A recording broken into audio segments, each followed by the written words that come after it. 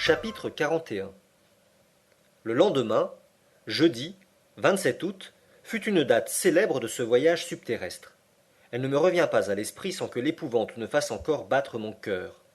À partir de ce moment, notre raison, notre jugement, notre ingéniosité n'ont plus voix au chapitre, et nous allons devenir le jouet des phénomènes de la Terre. À 6 heures, nous étions sur pied. Le moment approchait de frayer par la poudre un passage à travers l'écorce de granit. Je sollicitais l'honneur de mettre le feu à la mine. Cela fait, je devais rejoindre mes compagnons sur le radeau qui n'avait point été déchargé, puis nous prendrions du large, afin de parer au danger de l'explosion dont les effets pouvaient ne pas se concentrer à l'intérieur du massif. La mèche devait brûler pendant 10 minutes, selon nos calculs, avant de porter le feu à la chambre des poudres. J'avais donc le temps nécessaire pour regagner le radeau. Je me préparais à remplir mon rôle, non sans une certaine émotion. Après un repas rapide, mon oncle et le chasseur s'embarquèrent, tandis que je restais sur le rivage. J'étais muni d'une lanterne allumée qui devait me servir à mettre le feu à la mèche. Va, mon garçon, me dit mon oncle, et reviens immédiatement nous rejoindre. Soyez tranquille, répondis-je, je ne m'amuserai point en route.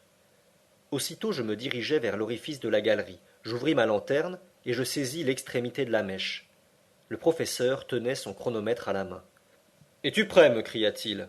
Je suis prêt. Eh bien, feu, mon garçon. Je plongeai rapidement dans la flamme la mèche qui pétilla à son contact, et tout courant je revins au rivage. Embarque, fit mon oncle, et débordons. Hans, d'une vigoureuse poussée, nous rejeta en mer. Le radeau s'éloigna d'une vingtaine de toises. C'était un moment palpitant. Le professeur suivait de l'œil l'aiguille du chronomètre. Encore 5 minutes, disait-il. Encore 4, encore 3. Mon pouls battait des demi-secondes. Encore 2, 1. Croulez, montagne de granit. Que se passa-t-il alors? Le bruit de la détonation, je crois que je ne l'entendis pas, mais la forme des rochers se modifia subitement à mes regards. Ils s'ouvrirent comme un radeau. J'aperçus un insondable abîme qui se creusait en plein rivage. La mer, prise de vertige, ne fut plus qu'une vague énorme, sur le dos de laquelle le radeau s'éleva perpendiculairement. Nous fûmes renversés tous les trois. En moins d'une seconde, la lumière fit place à la plus profonde obscurité. Puis je sentis l'appui solide manquer, non à mes pieds, mais au radeau. Je crus qu'il coulait à pic. Il n'en était rien. J'aurais voulu adresser la parole à mon oncle, mais le mugissement des eaux l'eût empêché de m'entendre. Malgré les ténèbres, le bruit, la surprise, l'émotion, je compris ce qui venait de se passer. Au-delà du roc qui venait de sauter, il existait un abîme. L'explosion avait déterminé une sorte de tremblement de terre dans ce sol coupé de fissures. Le gouffre s'était ouvert, et la mer, changée en torrent, nous y entraînait avec elle. Je me sentis perdu. 1 heure, 2 heures, que sais-je, se passèrent ainsi. Nous nous serrions les coudes, nous nous tenions les mains afin de n'être pas précipités hors du radeau. Des chocs d'une extrême violence se produisaient quand il heurtait la muraille. Cependant ces heures étaient rares, d'où je conclus que la galerie s'élargissait considérablement. C'était, à n'en pas douter, le chemin de Saknussemm, mais au lieu de le descendre seuls, nous avions par notre imprudence entraîné toute une mer avec nous. Ces idées, on le comprend, se présentèrent à mon esprit sous une forme vague et obscure. Je les associais difficilement pendant cette course vertigineuse qui ressemblait à une chute. À en juger par l'air qui me fouettait le visage, elle devait surpasser celle des trains les plus rapides. Allumer une torche dans ces conditions était donc impossible et notre dernier appareil électrique avait été brisé au moment de l'explosion. Je fus donc fort surpris de voir une lumière briller tout à coup près de moi. La figure calme de Hans s'éclaira. L'adroit chasseur était parvenu à allumer la lanterne, et bien que sa flamme vacillât à s'éteindre, elle jeta quelques lueurs dans l'épouvantable obscurité. La galerie était large. J'avais eu raison de la juger telle. L'insuffisante lumière ne nous permettait pas d'apercevoir ces deux murailles à la fois. La pente des eaux qui nous emportaient dépassait celle des plus insurmontables rapides de l'Amérique. Leur surface semblait faite d'un faisceau de flèches liquides décochées avec une extrême puissance. Je ne puis rendre mon impression par une comparaison plus juste. Le radeau, pris par certains remous, filait parfois en tournoyant. Lorsqu'il s'approchait des parois de la galerie, j'y projetais la lumière de la lanterne, et je pouvais juger de sa vitesse à voir les saillies du roc se changer en traits continus, de telle sorte que nous étions enserrés dans un réseau de lignes mouvantes. J'estimais que notre vitesse devait atteindre 30 lieues à l'heure. Mon oncle et moi nous regardions d'un œil hagard, accotés au tronçon du mât, qui au moment de la catastrophe s'était rompu net. Nous tournions le dos à l'air afin de ne pas être étouffés par la rapidité d'un mouvement que nulle puissance humaine ne pouvait enrayer. Cependant les heures s'écoulaient. La situation ne changeait pas, mais un incident vint la compliquer.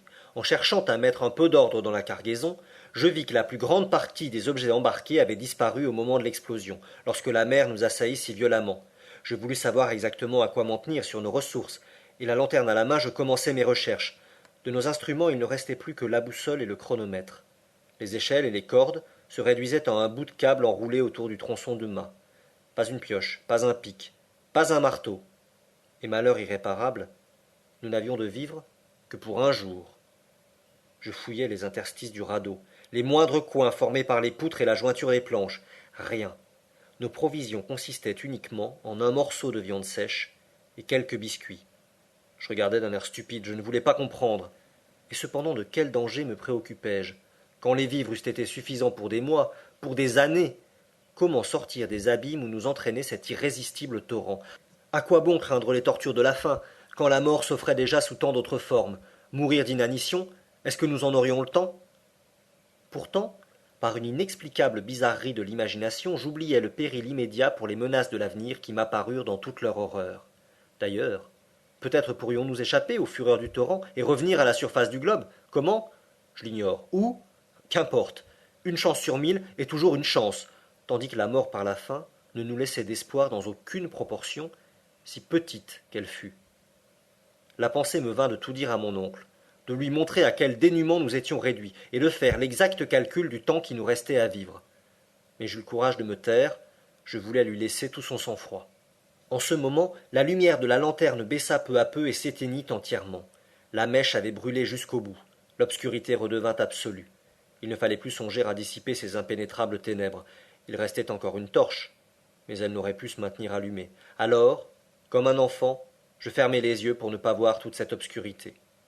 Après un laps de temps assez long, la vitesse de notre course redoubla. Je m'en aperçus à la réverbération de l'air sur mon visage.